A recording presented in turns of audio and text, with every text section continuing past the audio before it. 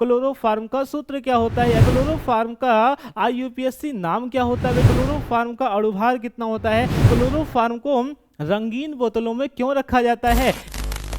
Hello बच्चों, क्या हाल चाल बच्चों। आज हम बात करने वाले हैं 12th केमिस्ट्री का वाइवा, यानी आपका वाइवा होने वाला है केमिस्ट्री का। बहुत सारे बच्चों का मांग था कि सर क्लोरोफॉर्म पर कौन से एग्जामिनर कौन से क्वेश्चन पूछते हैं, तो बच्चा आपके लिए लेकर चले आए हैं क्लोरोफॉर्म से मोस्ट इंपॉर्टेंट क्वेश्चन, यानी वाइवा में आपसे क्या पूछा जाएगा, कैसा क्वेश्चन पूछा जाएगा, वो सभी क्वेश्चन मैं आपके सामने लेकर आ चुका हूँ भाई। क्लोरोफॉर्म यानी क्लोरोफॉर्म, सबसे पहले जब आप चार्ट को पेश करेंगे, कुछ चार्ट आपने कुछ इस प्रकार से बनाया है, तो वहां पूछा जाएगा क्लोरोफॉर्म का सूत्र क्या होता है, यानी रासायनिक सूत्र क्या होता है। तो क्लोरोफॉर्म का रासायनिक सूत्र होता है बेटा CHCl3, याद रखा CHCl3। अब आपसे पूछ लिया जाएगा कि सर क्लोरोफॉर्म का आईयूपीएसी नाम क्या होता है बेटा, तो क्लोरोफॉर्म का आईयूपीएसी नाम होता है ट्राइक्लोरोएथेन। क्या होता है, ट्राइक्लोरोमेथेन। यहां पर मैंने लिखा है ट्राइक्लोरोमेथेन होता है। उसके बाद आपसे तीसरा जो क्वेश्चन किया जाएगा, क्लोरोफॉर्म का अणुभार कितना होता है,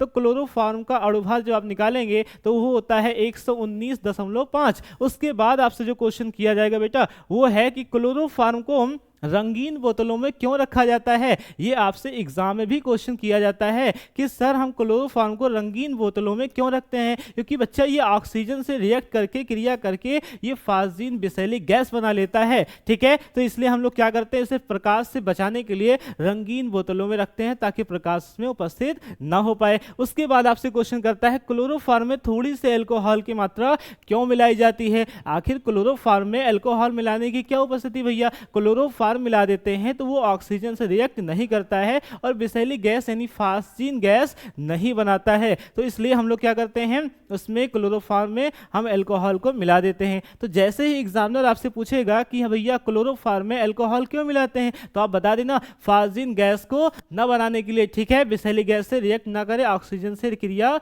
ना करने के लिए। यहां हमने सारी चीजें अच्छे से हूबहू लिख दी है। उसके बाद बेटा पूछा जाता है क्लोरोफॉर्म के 2 उपयोग बताओ। तो क्लोरोफॉर्म का जो उपयोग है वो होता है विलायक के रूप में।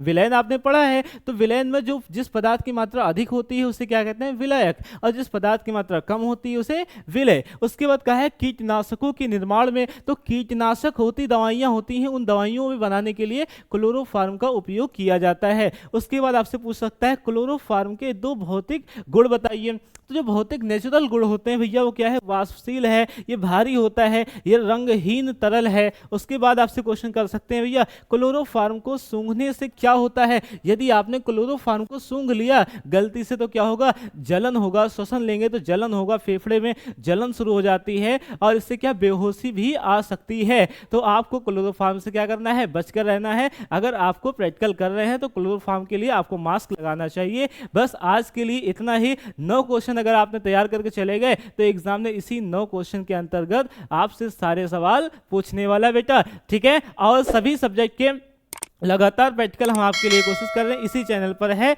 और बच्चों को शेयर कर देना। All the best. उम्मीद करते हैं आपका वाइवा बहुत अच्छा जाएगा। थैंक्स।